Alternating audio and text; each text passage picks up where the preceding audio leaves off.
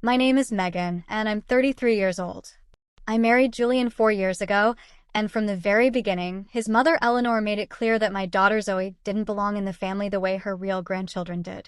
Zoe was 6 when Julian and I got married, born from a relationship before I met him, and I had hoped that time would soften Eleanor's coldness toward her. It never did. Every holiday, every family dinner, I watched Eleanor dote on Julian's sister's kids while barely glancing at Zoe. I told myself it was just an adjustment period. I was wrong. Julian's 40th birthday was supposed to be a celebration. I spent 3 weeks planning it, booking a private room at his favorite restaurant, ordering a custom cake shaped like the vintage guitar he'd always wanted but never bought himself. Zoe, who is 7 now, had made him a card with glitter glue that took her 2 nights to finish because she wanted every letter perfect. She was so proud of that card. She held it against her chest the entire car ride to the restaurant, telling me she couldn't wait to see Daddy's face. We arrived early to help set up. Eleanor and Julian's father, Robert, were already there, along with Julian's sister Vanessa and her 2 children. The room looked beautiful. Round tables draped in navy blue, string lights along the ceiling, and a long table set up for the kids near the window. I noticed the kids' table only had 2 place settings, but I assumed someone would add a third once we sat down. I was wrong about that too. When I asked Eleanor about the seating, she looked at me like I'd said something absurd. She said the kids' table was for Vanessa's children because they were Julian's actual nieces and nephews, and that Zoe would be more comfortable in the side room near the entrance, away from the family. She said it so casually, like she was describing a scheduling conflict rather than telling a 7-year-old she wasn't welcome at her own stepfather's birthday party. I told her that wasn't happening, that Zoe would sit with us or at the kids' table with her cousins like she always did. Eleanor's jaw tightened, but she didn't argue. She walked away, and I thought that was the end of it. It wasn't. 20 minutes later, while I was in the restroom fixing Zoe's hair clip, I heard commotion outside. I stepped out and saw Eleanor standing over Zoe near the entrance, her hand gripping my daughter's small shoulder, physically steering her out of the main dining room toward the side hallway. Zoe was clutching her birthday card, her eyes wide and confused, her feet stumbling as Eleanor pushed her forward. I heard Eleanor say, low but sharp, that this room was for family only, and that Zoe needed to wait outside until the real children finished eating. I don't remember crossing the room.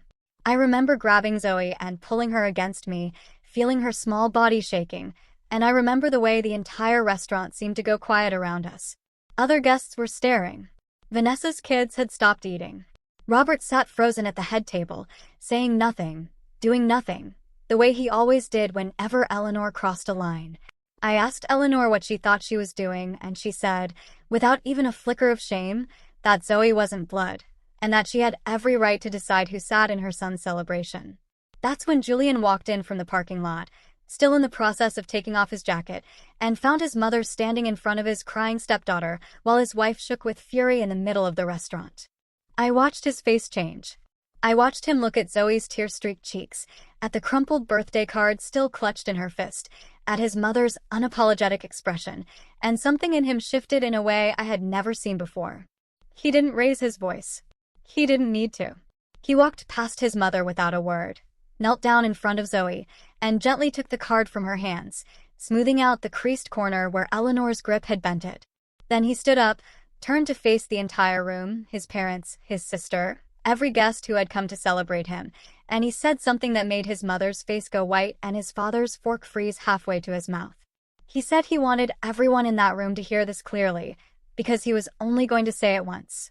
He said that Zoe was his daughter, not by blood, but by every choice that actually mattered, every school drop-off, every skin knee he'd bandaged, every bedtime story he'd read in a silly voice until she fell asleep laughing.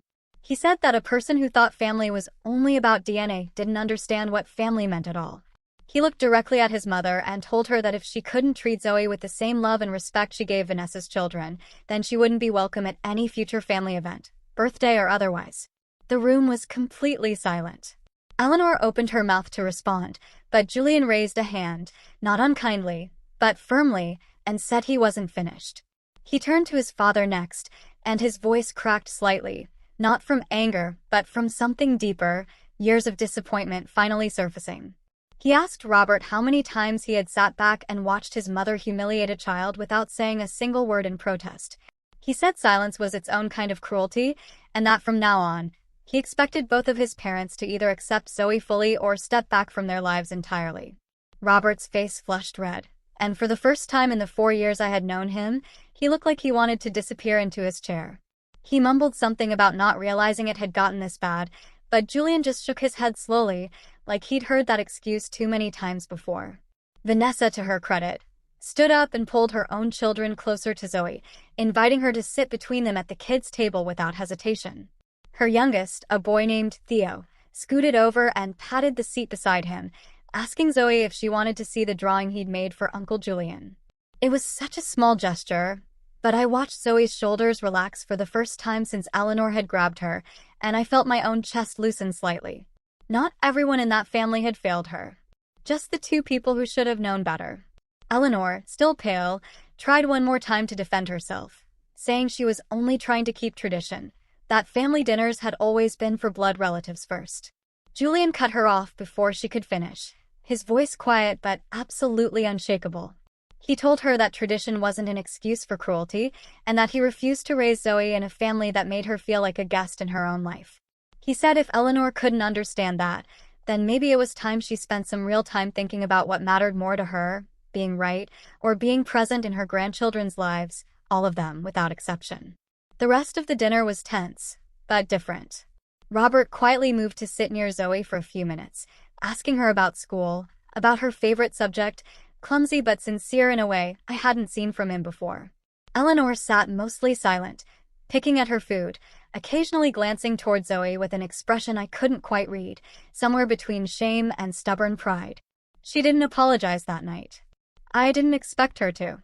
Some people need more than one uncomfortable dinner to unlearn a lifetime of favoritism, but something had cracked open in that room, and I don't think it was going to close back up quietly. Before we left, Julian knelt down again in front of Zoe and told her that the card she made him was the best birthday present he had ever received, and that he was going to keep it on his desk at work so he could see it every single day. Zoe's whole face lit up, and she wrapped her arms around his neck so tightly he laughed and nearly toppled backward.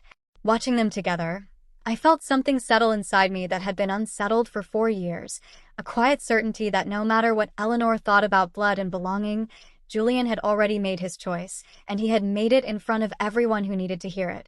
Driving home that night, Zoe fell asleep in the back seat still holding the wrapping paper from Julian's gift, and Julian reached over and took my hand without saying anything. We didn't need to talk about what happened. It had already been said, clearly, publicly, and permanently. Eleanor may not have transformed overnight, but the family dynamic had shifted in a way that couldn't be undone. My daughter would never again be told to wait outside while someone else's children ate at the table, not while Julian had anything to say about it, and after that night, I believed him completely. If this story moved you the way it moved me to write it, please hit subscribe and join our community, because we have so many more real, powerful stories like this one coming your way, and you won't want to miss a single one.